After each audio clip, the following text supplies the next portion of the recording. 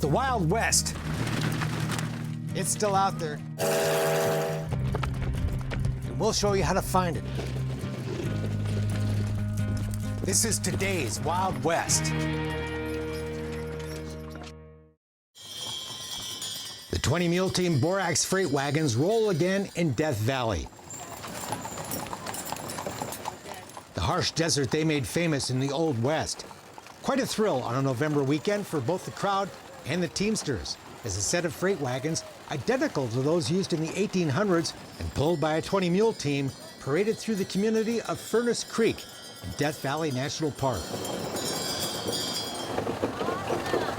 The authentic recreation of the historic wagons, which hauled tons of borax across the Mojave Desert, is all thanks to the nonprofit Death Valley Conservancy. We thought it was important to preserve this history, so we began a fundraising project to recreate these wagons.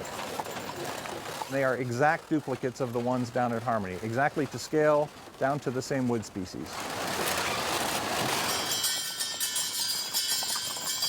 Conservancy co-founder Preston Caro has had a lifelong passion for Death Valley and is a former president of U.S. Borax, the company well known for its historic roots in Death Valley and its 20 Mule Team trademark.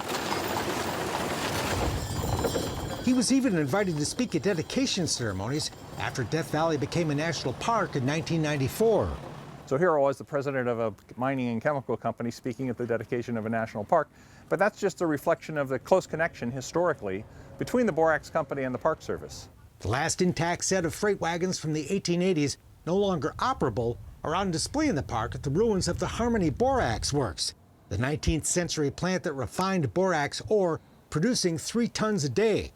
Pulled by a 20 Mule Team and driven by a pair of Teamsters, a loaded set of 2 ore wagons and a 1,200-gallon water wagon weighed more than 36 tons as it traveled 165 miles one way to the town of Mojave, a 10-day journey through the scorching desert.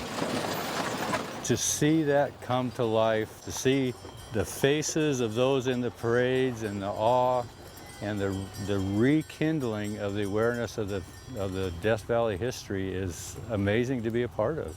After a nationwide search, Dave Engel was chosen to resurrect the wagons.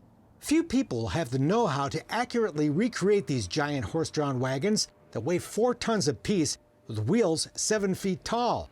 But at his shop near Yellowstone National Park, the Montana wheelwright, blacksmith, and craftsman has been building and restoring horse-drawn vehicles for 40 years. It is a combination of 2 things that I've always loved. I was raised on horses, and I was raised on woodworking. Still, bringing these massive freight wagons back to life was a daunting challenge. It was a complicated endeavor. Everything is 3 and 4 times the size of what a normal wagon is.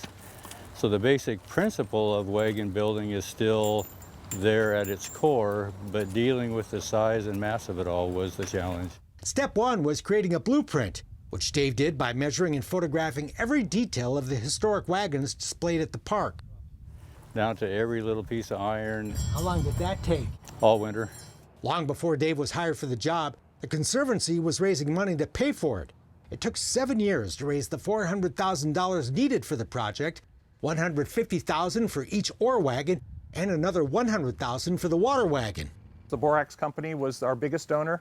They gave $150,000, so they themselves paid effectively for one of these freight wagons.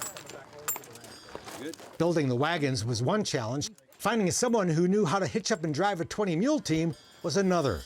The mules that we use here today are owned and trained and driven by Bobby Tanner. He recreated the same techniques that were pioneered right here 140 years ago. The first time we hooked up a 20 Mule Team hitch was back in 1981, and we had a person show us how to hitch it up. He had worked in previous hitches and showed us how to hitch it up. So let's get all this stuff unloaded here. Why don't you take... The son of a Sierra Nevada outfitter, Bobby Tanner grew up with horses and mules at Red's Meadow, his family's resort and pack station near Mammoth Lakes, California. He's pulled other historic wagons over the years with his 20 Mule Team, like the historic mining wagons of Sun Valley, Idaho's Wagon Days Parade.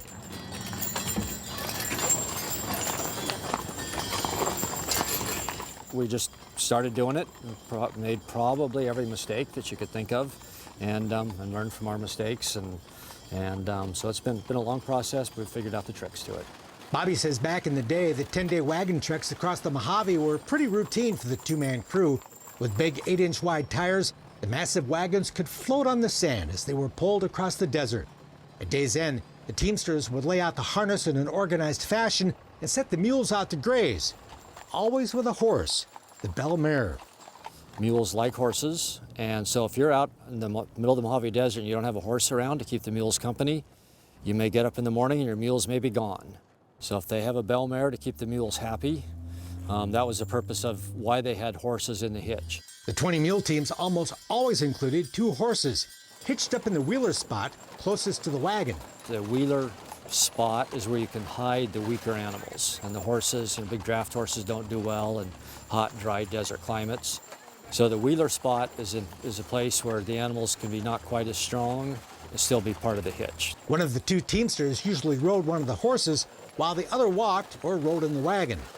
The old-timers, of course, had their hardships operating in the hottest place on Earth, but the modern world presents its own set of challenges. When we're practicing out in the desert, it's very easy. It's just me and one other person, and it's very easy out in the sagebrush on a dirt road.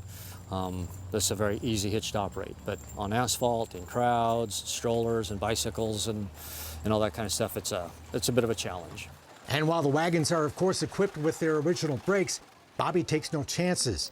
On a downhill slope on asphalt, Tanner hooks up a pickup truck to the rear tanker wagon for extra stopping power, just in case.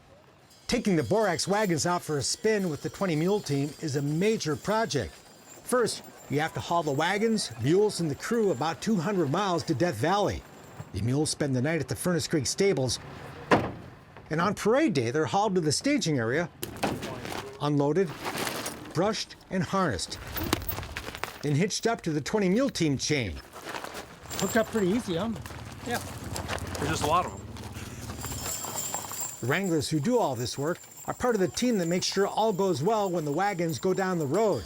Issues that we deal with are asphalt and 90-degree turns and fire hydrants and crowds of people, and we need quite a few people around the animals to make sure they do what they're supposed to do when we're going around the turns and that sort of stuff. It's a lot of work, but also a labor of love. Fun to participate in this. It is. Yeah, it's a good time. It's a neat experience. Good people. It's clear that all the effort is much appreciated by those who get to watch this living history roll by in person, and an even bigger thrill for those fortunate enough to ride in the wagon. You guys having fun up there? Yeah!